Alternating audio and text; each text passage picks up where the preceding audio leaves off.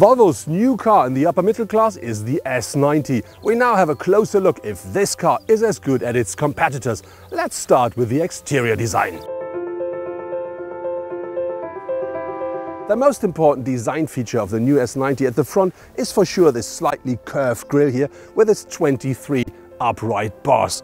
And if you then come to the side, you see this very small eyes, the new headlights here, and this together makes the face of the car. I think it's slightly aggressive, but it looks brilliant. And if you then go to the side,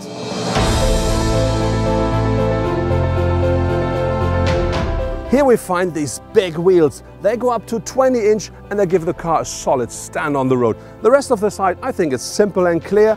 We have this one line that starts at the front, goes over the complete side of the car and into the rear, and that supports this high shoulder a lot. For me, very important is the roofline. It drops here a lot, and this here looks very much like the actual Audi A7 to me. The first thing that attracts your eyes when you come to the rear of the car are these backlights here. They go very far into the middle of the car, and in between you find the Volvo signature. Also very important for the car here are these big exhausts. They make the car look more dynamic, more sporty. When you stand here, you can see how wide, how big the car is. There must be loads of space at the interior, and this is the place where we're gonna be next. In the interior of the new S90, you find a very nice mix of materials and good craftsmanship. Everything is the way it should be. And what I really like is this center display here. It's a touch screen, and from here I can configure and control nearly the whole car. On top of this, I have this 12.3-inch full digital cockpit that supports me while I'm using the sat-nav, for instance. What's very nice as well is the seating is great. The seats are comfortable, very supportive. I really like that car. It's very spacious, very comfortable. But now let's see what's with the next row. Taking place here at the second row, it's still spacious and very comfortable. But to be honest, I'm nearly 2 meters high. I think I'm at the edge of what is possible if I sit behind myself. There's not so much leg space left, not so much head space anymore, but I'm very tall. I'm not the standard. To be honest, the seats are comfortable, very supportive. I really like that space here, but now let's see how the boot is. The maximum boot space of the S90 is 500 liters.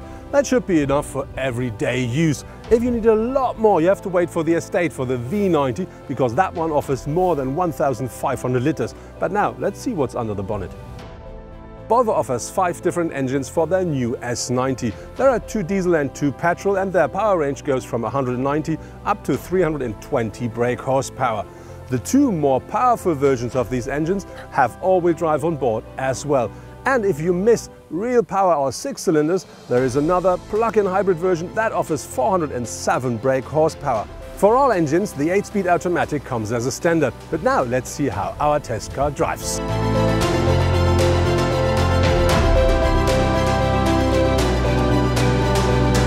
Our car is the S90 T5. That's the model with a 2-liter petrol engine with 254 brake horsepower and 350 Newton meters of torque.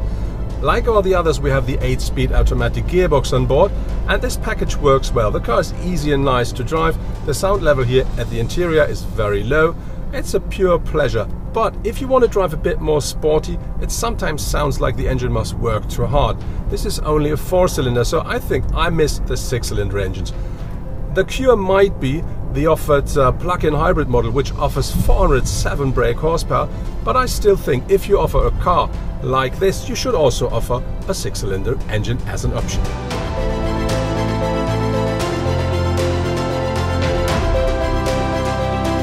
The S90 is available in 4 different trim levels. They called Kinetic, Momentum, Inscription, and if you want it a bit more sporty, R-Design. Our car here is out of Inscription, and that means we have the highest level, and so we have nearly everything on board you can ask for. But even if you buy the cheapest version, you will still have loads of technology. For instance, in series they offer a traffic sign recognition, a traffic jam assist, an adaptive cruise control, and loads of other technology that make life a lot easier and safer as well. So I think this could be a big advantage if you're looking to the competitors. With the new S90, Volvo offers for the very first time a car that could be a real opponent for cars like the Mercedes E-Class and the BMW 5 Series. It offers plenty of space, modern technology throughout the car, and on top a good range of engines. And if you see the exterior design, it's a real beauty and I quite like it. If this is the recipe for success, we find out quite soon.